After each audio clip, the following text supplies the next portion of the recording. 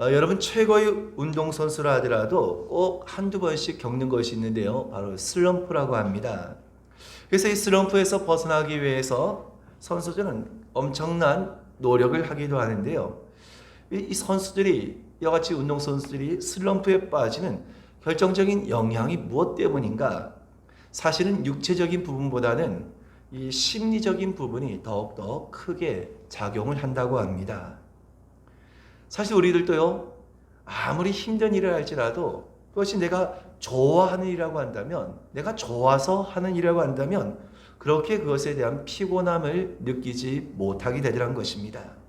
그런데 여러분, 아무리 좋은 직업이라 할지라도, 아무리 좋은 일을 할지라도 그것이 자신의 적성에 맞지 않는다고 한다면, 그것이 억지로 하는 일이라고 한다면 아마 그보다 더 힘들고 어려운 일도 아마 없을 것입니다. 지금 미국에 사는 제 사촌 형님이 있습니다. 이 형님이 오래전에 참 이 그림에 많은 소질이 있어서요, 미대를 가려고 했지만 결국 본인의 의사를 접고 치대를 가게 되어서 치과 의사가 되었습니다. 남들이 다 부러워하는 그런 직업이지 않습니까? 그런데요, 환자를 대하는 것이 너무 힘들고 도저히 자신의 적성에 맞지 않는다고 하면서 지금은 이 의사와는 전혀 상관없는 그런 일을 하고 있는 것을 보면서요, 참 어떤 일을 하느냐 보다 우리가 어떤 마음을 가지고 있느냐 하는 것이 더욱더 중요하다라고 생각하게 되더라는 것입니다. 여러분, 우리들도 종종 참 힘들다, 참 어렵다라고 한 말을 우리도 종종 하거나 또한 듣기도 합니다. 그런데 해보면 우리가 어떤 일로 인하여서 어렵다, 힘들다 그런 말을 하거나 듣게 됩니까? 아마 대부분 경제적인 부분이 아마 가장 크게 차지하고 있을 것입니다. 하지만 여러분, 우리가 겉으로 보았을 때에는 어떤 경적인 것이나 외적인 것이 이유 같지만 그 내면을 보게 되어지면 정말 우리를 힘들게 하는 것, 우리를 정말 어렵게 하는 것은 육신이 아니라 우리 마음 때문이다라고 한 것을 우리는 알게 되더라는 것입니다. 여러분, 마음이 지치게 되면 모든 것에 다 의욕을 상실하기 마련인 것입니다. 마음이 지치게 되어지면 그 목적을 잃어버리게 되더라는 것입니다. 그럼 여러분, 우리가 세상을 살아가면서 그 어떤 것보다 우리가 우리의 마음을 어떻게 품고 우리가 어떤 마음을 가지고 살아가느냐 하는 것은 너무나도 중요한 일이다라고 할 수 있습니다. 근데 우리 마음이라는 것이 어떻습니까? 조속으로 변한다라고 한 말이 있는 것처럼요, 참 이 사람의 마음이라고 한 것만큼 알기 어렵고 다스리기 어려운 것도 없다라는 것입니다. 그러다 보니 여러분 어떻습니까? 사실 내 마음 같지 않기 때문에, 모두가 다 내 마음 같지 않기 때문에 우리가 사람들과 관계 속에서도 상처를 받기도 하고 또 시험이 들기도 하고 또한 함부로 판단하며 죄를 짓게 될 일도 다반사라는 것입니다. 여러분, 우리가 참 살면서 느낀 것이면 참 마음 같지가 않다, 혹은 또 모두가 내 마음 같지 않다, 아마 그런 것들을 여러분 우리가 얼마나 많이 경험하며 살아오고 계십니까? 요즘에도 여러분 어떻습니까? 과거 우리 사회를 보게 되면 사람들마다 또 사람들과의 관계 속에서 정의라고 한 것이지 않습니까? 함께 베풀고 함께 나누는 것을 미덕으로 생각했던 것입니다. 그런데 여러분, 우리 요즘 사회 어떻습니까? 너무나 개인주의가 만연해 있다는 것입니다. 다른 사람이 어떻게 되든 다른 사람에 대해서 전혀 신경 쓰지 않는 그러한 시대가 된 것입니다. 특히 여러분, 요즘에 우리나라 이 아파트에 거주하는 분들이 여러분 많지 않습니까? 그래서 이 아파트에 사시는 분들은 이 층간 소음 때문에 대단히 또 심각한 사회 문제가 되기도 하더라는 것입니다. 저도 가까운 분이 그 층간 소음 때문에 고통받는 그런 이야기를 들은 적이 있는데요, 정말 다른 사람에 대해서 배려가 전혀 없는 너무나도 몰직각한 그런 사람이 있다는 것에 정말 깜짝 놀라기도 하더라는 것입니다. 여러분, 이러한 환경 속에서 모두가 다 내 마음 같지 않고 정말 내 마음도 조차 모르는 그런 시대 가운데 과연 우리 그리스도인들이 어떤 마음을 가지고 세상을 살아갈 것인가? 사실 우리 마음속에 두려움과 염려가 또 들게 되는 것은 솔직한 우리의 심정이기도 한 것입니다. 하지만 여러분, 우리가 그럼에도 불구하고 예수님께서 우리에게 하신 말씀이 무엇입니까? 너희는 마음이 온유한 자가, 오늘 그 마음이 청결한 자가 복이 있다라고 하신 그 말씀과도 같이요, 오늘 주님께서는 우리에게 그런 마음을 품을 수 있도록, 우리가 그런 마음을 가질 수 있도록 우리에게 은혜를 베풀어 주시고 그런 마음을 우리에게 약속해 주신 줄로 믿으시기를 축원을 드립니다. 우리가 오늘 함께 보신 본문에서 에스겔 선자는 이제 하나님의 말씀을 받아서 장차 회복되어질 이스라엘 백성을 향하여서 하나님의 말씀을 선포할 뿐만 아니라 에스겔 선자를 통하여 주신 말씀은 바로 말세의 지만을 살아가고 있는 우리 모든 믿음의 성도들에게 주시는 하나님의 말씀이기도 하다는 것입니다. 여러분, 에스겔을 통하여서 하나님께 주신 말씀이 무엇입니까? 하나님께서 마지막 때 하나님의 백성들에게, 오늘 그 자녀된 자들에게 어떠한 마음을 주실 것인가에 관해서 말씀하고 계시다는 것입니다. 여러분, 그렇다고 한다면 하나님께서 이 시대를 살아가고 있는 저와 여러분들에게 과연 하나님께서 주시고자 하시는 마음은 어떠한 마음이겠습니까? 그것이 오늘 본문의 말씀이 나오고 있는데요, 먼저 우리 한번 하나님께서 우리에게 주시고자 하신 마음이 무엇인가? 우리 한번 19절의 말씀을 같이 읽어보겠습니다. 시작. 내가 그들에게 한 마음을 주고 그 속에 새 영을 주며 그 몸에서 돌 같은 마음을 제거하고 살처럼 부드러운 마음을 주어. 아멘. 여러분, 여기서 내가 그들에게 한 마음을 주고라고 말씀하고 있습니다. 하나님께서 그 자녀된 자들에게, 그 택한 자들에게 한 마음을 주신다고 하셨는데, 여기서 한 마음이라는 것이 무엇이냐? 여러 마음이 아니라 하나된 마음을 뜻하는 것입니다. 여러분, 바로 이 한 마음을 하나님께서 우리에게 주신다는 것입니다. 사실 마음이 하나가 되어지고 일치한다고 하는 것은 누가 원하는 것이기도 하지만 결코 쉬운 일이 아니라는 것입니다. 여러분, 그렇다고 한다면 우리가 이 한 마음이 되기 위해서 우리에게 필요한 것, 우리가 먼저 우선해야 할 것이 있다고 한다면 그것은 무엇이겠습니까? 그것은 먼저 자신을 낮추고 먼저 타인에게 자신을 맞출 수 있는 희생이 있을 때 가능할 수 있는 일이기도 하다는 것입니다. 여러분, 우리가 말로는 하나가 되어야 한다, 우리가 한 마음을 가져야 한다, 모두가 말로는 이와 같이 이야기하지만 하나가 되지 못하는 가장 중요한 이유가 무엇입니까? 결국 자신을 낮추지 아니하고 타인을 위해서 자신을 희생하고자 하는 그런 마음이 전혀 없기 때문인 것입니다. 오늘 우리 사회는 그 어느 때보다 사회계층 간의, 세대 간의 갈등의 골이 더욱더 깊어지고 있습니다. 그 이유가 무엇입니까? 저마다 자신만 주장할 뿐이지 상대방을 인정하거나 배려하지 않기 때문인 것입니다.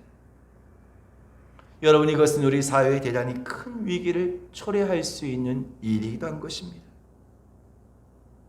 남녀가 여러분, 예를 들어서 결혼을 하게 되어지면 이제 새로운 가정을 이루게 되어지고 새로운 가정의 일원이 되어지게 되는데, 여러분, 이들이 서로가 이 새로운 환경에서 자신을 맞춰야 한다는 것입니다. 그래서 여러분, 우리가 서로 새로운 가정 안에서 자신을 맞출 수 있을 때 그 여러 가지 갈등과 문제들을 해소할 수 있는데요, 그럼에도 불구하고 끝까지 나는 그렇게 할 수 없다라고 고집한다고 한다면 가정에 불화가 생기고 문제가 일어날 수밖에 없는 것입니다. 여러분, 그런데 오늘 하나님께서는 오늘 말씀과도 같이 그 백성된 자들에게 한 마음을 주신다라고 말씀하고 있다는 것입니다. 여러분, 이것은 그만큼 우리에게 대단히 중요한 의미이기도 한데요, 우리가 하나님의 일을 하기 위해서는, 우리가 하나님께서 맡기신 일을 감당하기 위해서는 우리에게 무엇이 필요하다고 하는 뜻이기도 하겠습니까? 바로 한 마음이 필요하다는 것입니다. 무엇보다도 하나가 되어질 때 하나님께서 함께 하시는 놀라운 역사가 일어나게 될 줄로 믿으시길 바랍니다. 여러분, 우리 축구를 아시는 분들 계시겠지만요, 축구라고 하는 것이 어떻습니까? 다른 종목과 달리 축구라고 하는 것은 한 명만 잘한다고 해서 되어지는 것이 결코 아니라는 것입니다. 11명의 선수가 모두가 하나가 되어서 유기적으로 자신의 그 포지션을 온전히 감당할 때 최고의 성적을 낼 수 있고 최고의 기량을 발휘할 수 있는 것입니다. 마찬가지로 성경에 보게 되면 하나님을 통하여서 놀라운 기적의 일들이 수많은 그런 일을 통하여서 기록되어지고 있는 것을 볼 수 있다는 것입니다.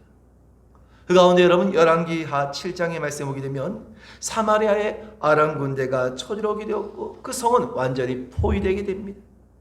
점점 시간이 지나게 되었을 때 성한 사람들은 더 이상 먹을 것이 없고 식량은 떨어지게 됩니다.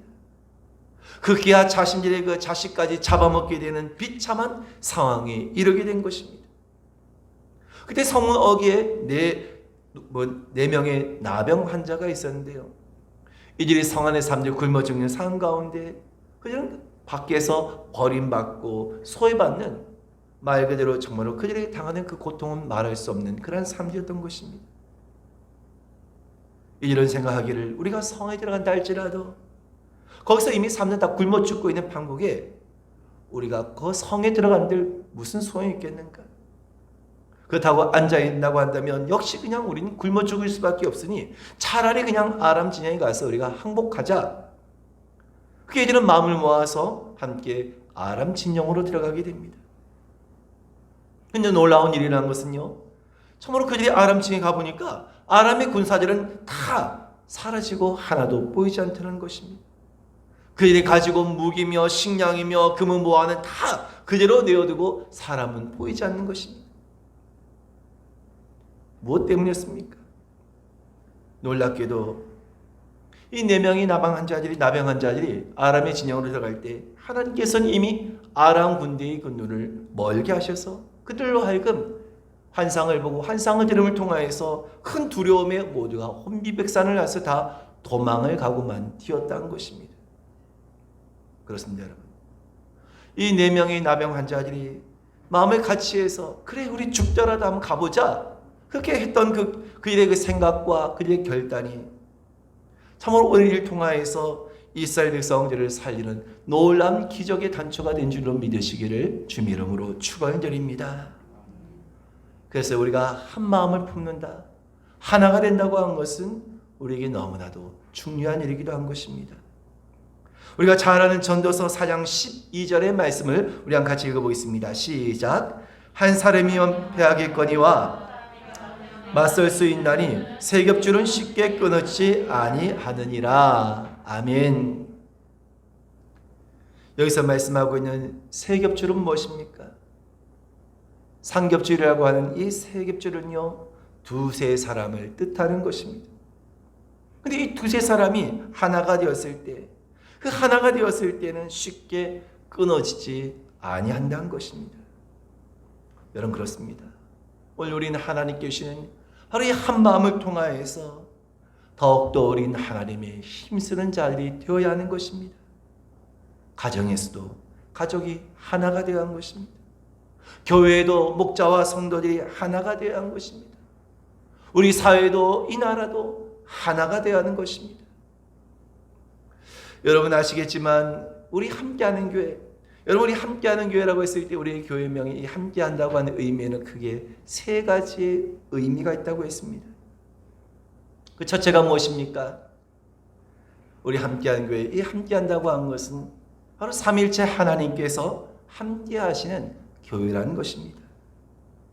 여러분 삼위일체 하나님께서 함께하실 때, 그 삼위일체 하나님이 교회의 주인이 되어실 때 세상의 그 어떤 것도 결코 교회를 무너뜨릴 수 없는 줄로 믿으시길 바랍니다.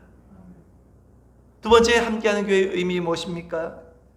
함께함은 바로 목자와 성도가 함께한 것입니다. 어떤 누구가 더 높고 낮음이 없이 누구의 주장이나 목소리가 일방적이지 아니하고 오로지 하나님의 말씀 안에서 하나가 되어지는 공동체인 것입니다. 바로 이것이 여러분 함께하는 교회에 함께한다고 하는 의미인 것입니다. 또 세 번째는 어떤 의미가 있다고 했습니까? 함께한다고 한 그 의미 가운데에서는 현재적인 의미가 있다라고 했습니다. 과거의 신앙이 아니라 앞으로 그럴 것이란 신앙이 아니라 지금 바로 오늘의 나의 신앙, 지금의 그 현재의 신앙을 고백하는 공동체인 것입니다. 여러분, 저는 이전에도 이와 같은 꿈을 꾸어왔고 지금도 우리와 함께하는 교회가 이와 같은 공동체가 되어지길 소망합니다. 근데 여러분, 이것은 그냥 우리가 저절로 되어진 것이 아니라 우리가 한 마음을 품고 우리가 하나 되기 위해서 우리에게 무엇이 필요한가를 우린 돌아볼 수 있어야 하는 것입니다. 다른 이들이 그와 같이 되어지기를 바라고 다른 이들이 그와 같이 맞추어지기를 바라는 것이 아니라 내가 먼저 낮추고 내가 다른 이에게 먼저 맞출 수 있을 때 하나님이 가능할 수 있는 것입니다. 여러분, 동물의 세계를 보면 하나 되기 어려운 그런 상대가 있습니다. 흔히 우리가 천적 관계라고 하지 않습니까? 우리가 잘 아는 천적 관계, 여러분, 동물 세계에서 어떤 관계가 있습니까? 개하고 고양이. 대표적으로 여러분 우리가 알고 있는 천적 관계가 개와 고양이지 않습니까? 이 둘이, 개와 고양이가 하나가 될 수 없는 이유 가운데 하나가요, 고양이는 화가 나면 꼬리가 올라가는데 강아지는 어떻습니까? 좋으면 이 꼬리가 올라가서 막 꼬리를 흔들지 않습니까? 그러니까 한마디로 하면 개와 고양이가 서로 이렇게 상극이 되는 것은요, 서로의 신호체계가 다르기 때문이라는 것입니다. 그래서 똑같은 상황에도 이와 같이 서로 다른 그 공격신을 통하여서 이 개와 고양이는 늘 상극이라는 것입니다. 그렇게 여러분 일반적으로 알고 있음에 불구하고, 여러분 그럼에도 불구하고 여러분 뭐 TV에 나온 동물농장이라든지 그데 보면 어떻습니까?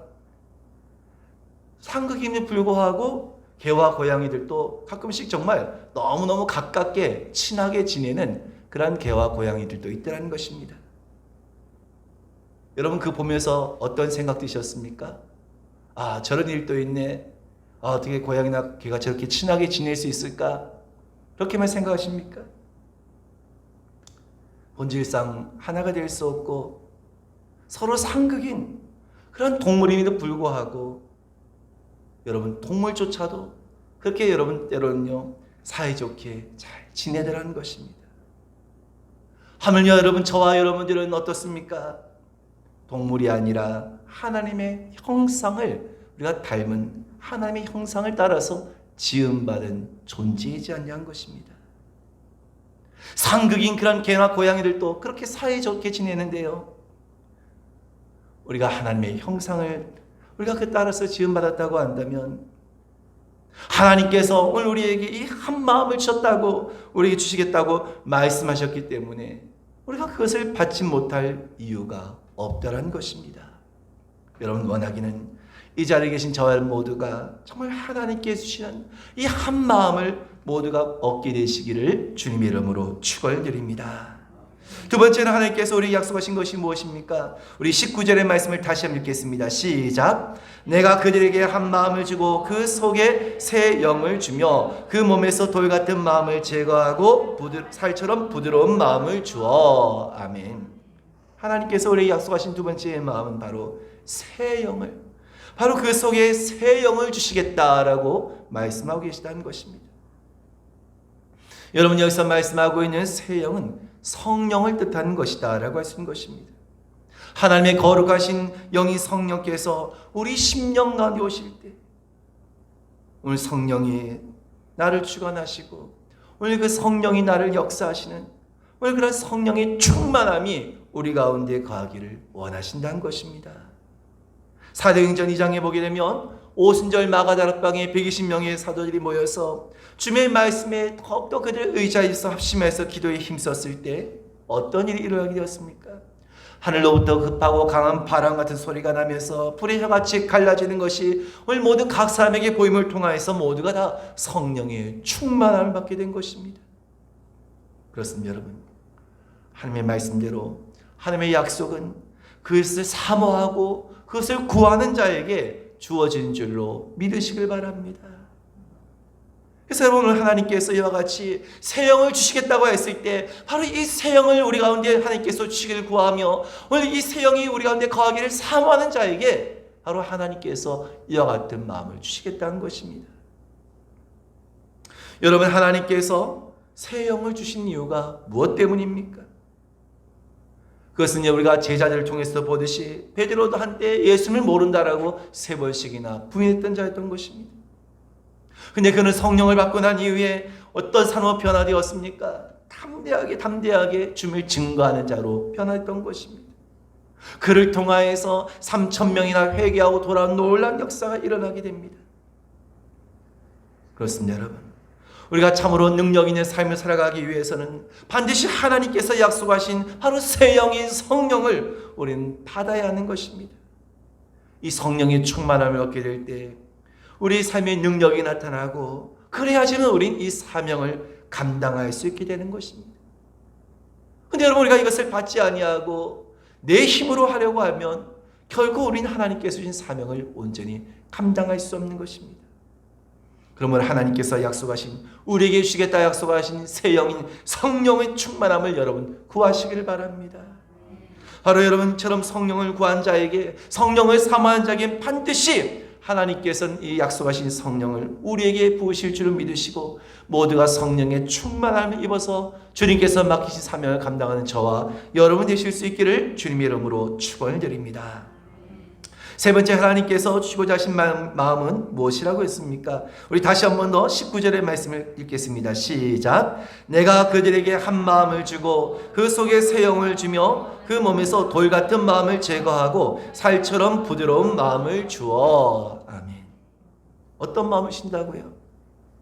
살처럼 부드러운 마음을 주시겠다라고 말씀하십니다. 여러분, 요즘에 참 여성분들 보게 되면요, 참 얼마나 요즘에 이 좋은 화장품, 여러분 좋은 많은 것들이 있습니까? 그래서 여러분, 예전에는 정말 50대 60대만 되어도 예전에는 정말 할머니 소리 듣고 정말 할머니 같은 그런 모습이 연상되는데요, 여러분 요즘에는 얼마나 여러분 이 참 피부 관리를 잘 하시는지, 뭐 5, 60대이신 분들도 뭐 청년 못지않은 그런 피부를 유지하신 분들도 얼마나 많이 볼 수 있습니까? 정말 그 나이대로 정말 보이지 않는 그런 분들이 많다는 것입니다. 근데 여러분, 이렇게 겉으로 보여지는 모습, 겉으로 보여지는 얼굴과 달리 정작 그 마음은 굳어져 있는 사람들이 얼마나 많은지 모른다는 것입니다.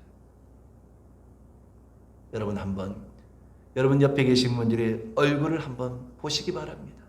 한번 볼까요? 옆에 계신 분들, 한번 뒤에 계신 분들 한번 서로 한번 얼굴 한번 보시기 바랍니다. 뭐 마스크 때문에 얼굴이 가려서 잘 보이지 않지만요, 눈빛만 봐도 대충 알 수 있지 않습니까? 혹시 여러분 얼굴을 보시면서 아이고 혹시 뭐 싸우고 오셨나? 뭐 또 기분 좋지 않은 일이 있으신가? 혹시 여러분 그런 것을 느끼지 않으셨습니까? 혹시 그 마음에 굳어 있는 그런 모습을 눈빛을 통해서 느끼지 않습니까? 우리 여기 계신 분들 한 분도 그런 분은 계시지 않은 것 같지만요, 사실 여러분 우리 주변에 보게 되면 그 얼굴 보면 참 여러분 얼마나 그 얼굴에 화가 가득하고 참 그 얼굴이 굳어있는 그러한 일들을 여러분 보지 않습니까?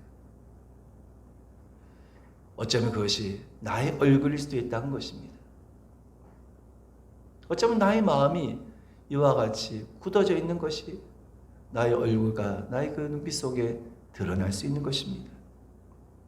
여러분, 이제 좀 있으면 모내가 본격적으로 시작되는데요, 여러분 논에 보면 좀 오가시면서 보시면 아시겠지만, 논을 보면 여러분 지금 한참 뭘 하고 있습니까?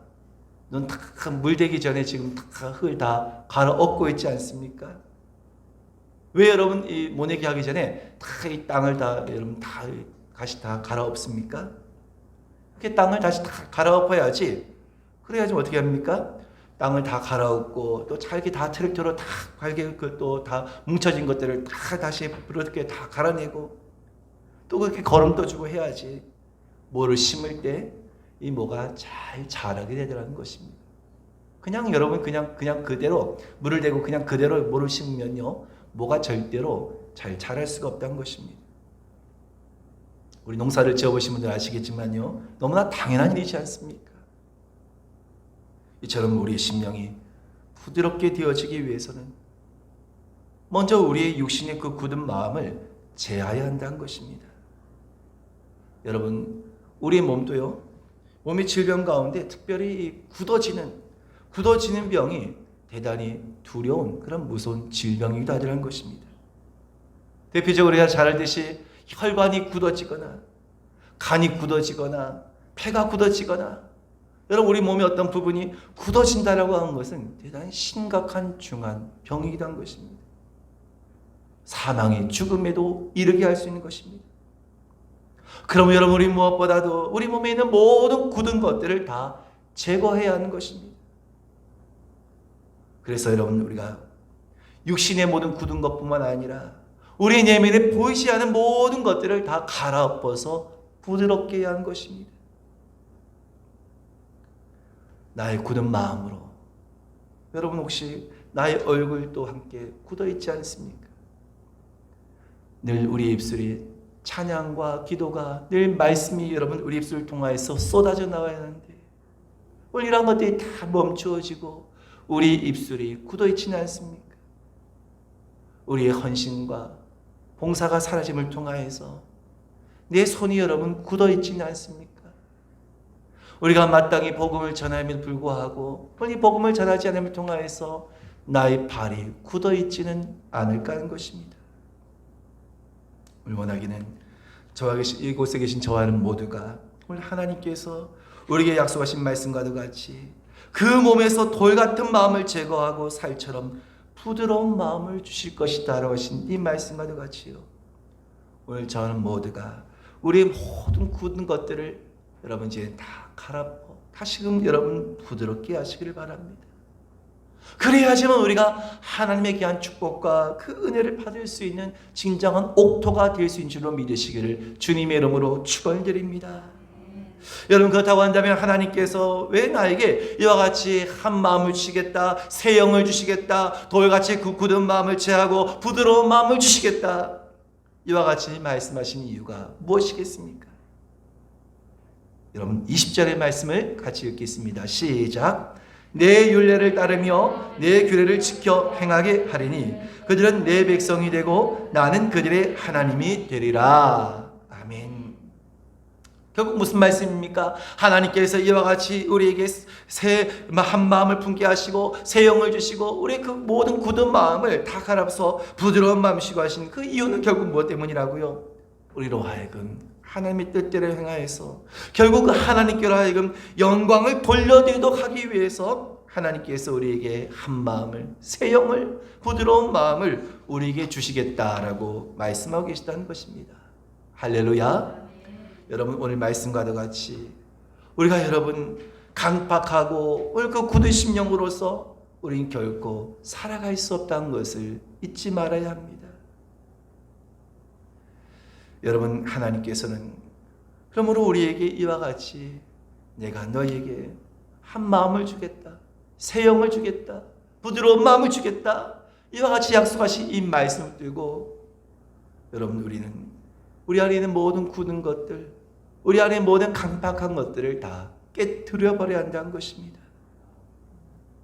원하기는 오늘 하나님께서 우리에게 약속하신 이 세 가지의 마음을 구하시고요, 원하기는 정말 우리의 심령이 참으로 주님 앞에 옥토밭이 되어서 정말 부들부들한 그런 밭이 되어서 하나님께 주신 것들마다 우리 가운데 뿌리를 내리고 우리를 통하여서 참으로 아름답고 풍성한 열매를 가득 맺을 뿐만 아니라 날마다 세상 가운데서 승리하며 하나님께서 우리 계신 이 마음을 품으신 그 뜻과 목적을 따라서 영광을 돌리며 살아가는 저와 여러분 되실 수 있기를 주님의 이름으로 축원을 드립니다.